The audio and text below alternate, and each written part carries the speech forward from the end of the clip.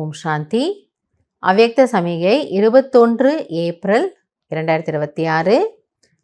बाप दादा महावाक्यम। ब्रह्मा बाप अपने हर बच्चे के चेहरे पर एक तो सदा रूहानियत की मुस्कुराहट देखना चाहते हैं और दूसरा मुख से सदा मधुर बोल सुनना चाहते हैं. பாபா சொல்றாரு, பிரம்மா பாபா தன்னுடைய குழந்தைகளிடம் என்ன எதிர்பார்க்கிறார் என்றால், தன்னுடைய குழந்தைகளின் முகம் ஒன்று சதா ஆன்மீக மலர் போன்று மலர்ந்து இருக்க வேண்டும், இரண்டாவது வாய் மூலமாக சதா இனிமையான பேச்சு பேச வேண்டும்.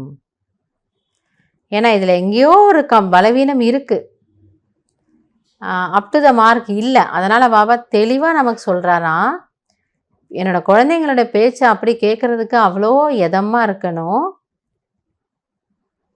மற்றும் ஒரு ஆன்மீகத்தன்மை உங்கள் முகத்தில் தென்படணும். ஏக் शब्द भी मधुरता के बिना नहीं हो. ஏதோ ஒரு வார்த்தை கொஞ்சம் அப்படி கசப்பாக பேசிட்டேன், வேண்டாம்.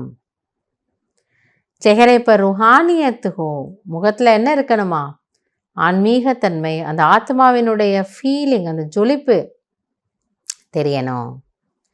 रहम दिल की भावना, दातापन की भावना हो.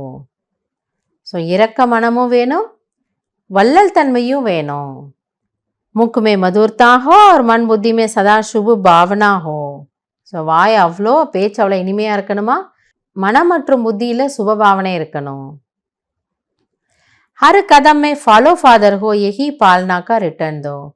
ஸோ ஒவ்வொரு அடியிலும் இந்த தந்தையை பின்பற்றுங்கள், இதுதான் நீங்கள் பாபாவுக்கு கொடுக்கக்கூடிய ஒரு கைமாறு. நான் உங்களுக்கு இவ்வளோ அன்பு காட்டுறேன், உங்களை இவ்வளோ நான் கொஞ்சறேன், இவ்வளோ செல்லமாக வச்சுக்கிறேன், பியார்ஸே வச்சுக்கிறேன்.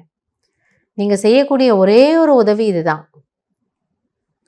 நீங்கள் அது போல் எல்லார்கிட்டையும் ஸ்வீட்டாக இருங்க, நீங்கள் எல்லார்கிட்டையும் அது போல் அன்பாக இருங்க.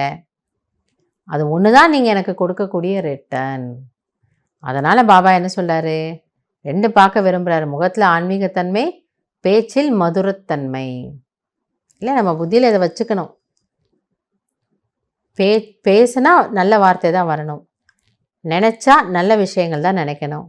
இந்த முகம் ஒரு ஆன்மீக கண்ணாடி போல் வேலை செய்யணும். எதில் இருக்கிறவங்க என்னை பார்த்தாங்கன்னா அவங்களுக்கு அந்த ஒரு தெய்வீகத்தன்மை ஃபீல் ஆகணும், அனுபவம் ஆகணும். ஸோ இதை கவனத்தில் வச்சுக்கிட்டு இதற்கான முயற்சி நாம் செய்யலாம். நல்லது. ஓம் சாந்தி.